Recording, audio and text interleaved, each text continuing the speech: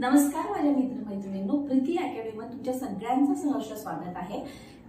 Preeti academy या आपल्या चॅनलवर आपण EMIS म्हणजे एकलव्य मॉडेल रेसिडेंटल स्कूल या स्कूल तर्फे जी एक्झाम घेतली होती TGT मराठी या विषयीचा अभ्यासक्रम आपण इथे अभ्यासतो आपण आपल्या चॅनलवर। तर आतापर्यंतच्या लेक्चरमध्ये प्रीवियस लेक्चरमध्ये मी तुम्हाला बखर वाङ्मयाबद्दल सांगितलं होतं, त्याच्यानंतर मी तुम्हाला वेगवेगळ्या संत कवीबद्दल सांगितलं आहे, त्याच्यानंतर मी तुम्हाला कादंबरीबद्दल सांगितलेलं होतं, नाटक हा जो एक प्रकार आहे याबद्दल मी सुद्धा माहिती तुम्हाला दिलेली होती। तर आता आपल्या या व्हिडिओमध्ये आपण प्रवास वर्णने आपल्या सिलेबसचा एक जो व्हिडिओ मी तुम्हाला अपलोड केला, व्हिडिओ जो तुम्हाला सांगितलेला आहे त्या व्हिडिओमध्ये प्रवास वर्णने हा एक टॉपिक आहे। तर तो टॉपिक आज आपण इथे अभ्यासणार आहोत। चला, एका व्हिडिओमध्ये होणार नाहीये, आपल्याला आणखी एक व्हिडिओ लागेल याच्यासाठी। तर आता बघा हे होते बघा। तर प्रवास वर्णने बघा, अर्वाचीन मराठी साहित्यातील आरंभीची प्रवास वर्णने ही माहिती मराठी वृत्तांत वजा आहे। जी मराठी साहित्यातील जी काही प्रवास वर्णने ही कशी आहे, माहिती वजा आहे, खूप त्याच्यामध्ये माहिती दिलेली आहे आणि वृत्तांत वजाची आहे। तर बघा, शामराव मोरोजी जे की आहे ते महायात्रा वर्णन हे पहिले प्रवास वर्णन यांचे, आणि हे शामराव मोरोजी यांचं महायात्रा वर्णन हे पहिले प्रवास वर्णन, सगळ्यात पहिलं प्रवास वर्णन कुठलं आहे, शामराव मोरोजी यांचं महायात्रा वर्णन। ठीक आहे। त्याच्यानंतर जगन्नाथ विठोबा यांचं गोकर्ण, ठीक आहे, आणि गोकर्ण महाबळेश्वराची यात्रेकरणी वृत्तांत हे संवादात्मक आहे।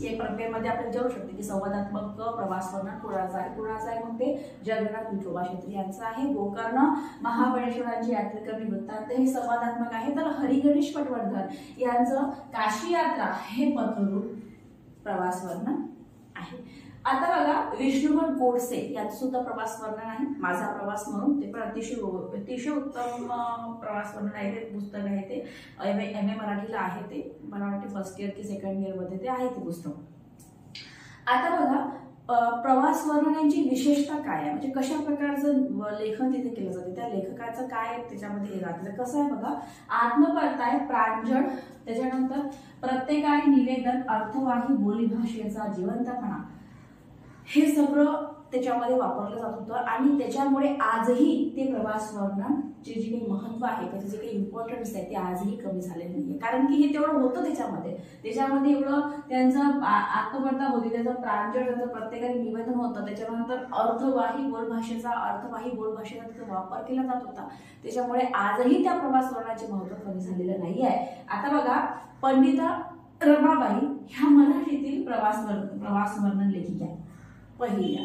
ओके, इंग्लंडचा प्रवास ते त्यांनी आणि युनायटेड स्टेट येथील लोकस्थिती आणि प्रवास वृत्त या दोहामध्ये त्यांच्या मनस्वी स्वभावाचे दर्शन त्याच्यामधून आपल्याला घडते। त्याचप्रमाणे त्यांची बोलीभाषेचा ओघ, त्याच्यानंतर त्यांचं प्रत्येकाने निवेदन, या सगळ्यामधून त्यांचे प्रवास वर्णन खूपच ते त्यांचं जे काही दोन पुस्तक आहे ते खूप जास्त प्रमाणात लोकप्रिय झालेले आहे। बघा, आता पुढचा भाग बघूया आपण। प्रवास वर्णनात्मक लेखनामध्ये न.चि. केळकर यांनी जिवंतपणा आणला। प्रवास वर्णनामध्ये न.चि. केळकर यांनी जिवंतपणा आणला असं लिहिलं इथे। आणि आता बघा, विलायतची बातमीपत्रे न.चि. केळकर यांनी काय काय लिहिलं मग आता, विलायतची बातमीपत्रे झाली, दिल्ली जुनी व नवी, माझा सरहद्दीकडील दौरा, पूर्व बंगालची सफर, या सर्वांमध्ये काय माहिती आहे का की केळकरांच्या रसिक व सुसंस्कृत व्यक्तिमत्वाचा प्रत्यय ठाई येतो। काव्यात्मकतेचे अस्तर असलेल्या पांडित्याचा प्रत्यय देणारे पत्ररूप युरोपचा प्रवास हे कोण लिहिलं, पावा काने यांचे प्रवास वर्णन हे लक्षणीय आहे। अनंत काणेकर यांनी धुक्यातून लाल ताऱ्याकडे लिहून या वाङ्मय प्रकाराला वेगळे वळण दिले, आणि पूर्वीच्या स्थलवाचक जे काही प्रवास वर्णन आहे त्या प्रवास वर्णनाला काणेकरांनी व्यक्तिवाचक बनवले। यामध्ये आपण काय लिहिलं की न.चि. केळकर यांनी काय केलं, न.चि. केळकर यांनी जिवंतपणा आणला। प्रवास वर्णनात्मक जे काही लेखन आहे त्याच्यामध्ये न.चि. केळकर यांनी जिवंतपणा आणला। मला न.चि. केळकर यांनी काय काय लिहिले आहे, न.चि. केळकर यांनी तुमचं विलायतची बातमीपत्र लिहिली, दिल्ली जुनी नवी हे लिहिलं, माझा सरहद्दीकडील दौरा लिहिलं, पूर्व बंगालची सफर, या हे सर्व त्यांनी लिहिले। याच्यामध्ये केळकरांच्या रसिक आणि सुसंस्कृत व्यक्तिमत्वाचा याच्यामध्ये तुम्हाला प्रत्यय येतो। आणि काव्यात्मकतेचे मग आता काव्यात्मकतेचे अस्तर असलेल्या पांडित्याचा प्रत्यय देणारे पत्ररूप युरोपचा प्रवास हे पावा काने यांनी लिहिलेले आहे। यांचे प्रवास वर्णन हे लक्षणीय आहे। आणि अनंत काणेकर यांनी धुक्यातून लाल ताऱ्याकडे हे लिहून या मागणी प्रकाराला एक वेगळे वळण दिले आणि पूर्वीच्या स्थलवाच्या प्रवास वर्णना काणेकरांनी काय केलं, व्यक्तिवाचक बनवलेले आहे.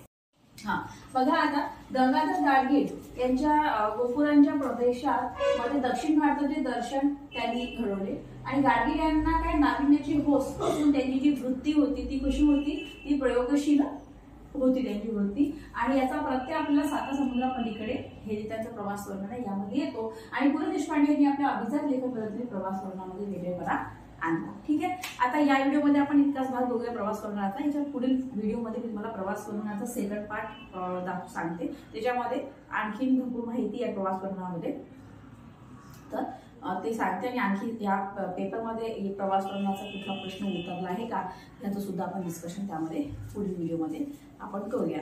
तर ठीक आहे, मग आज या व्हिडिओमध्ये एवढंच. थँक्यू.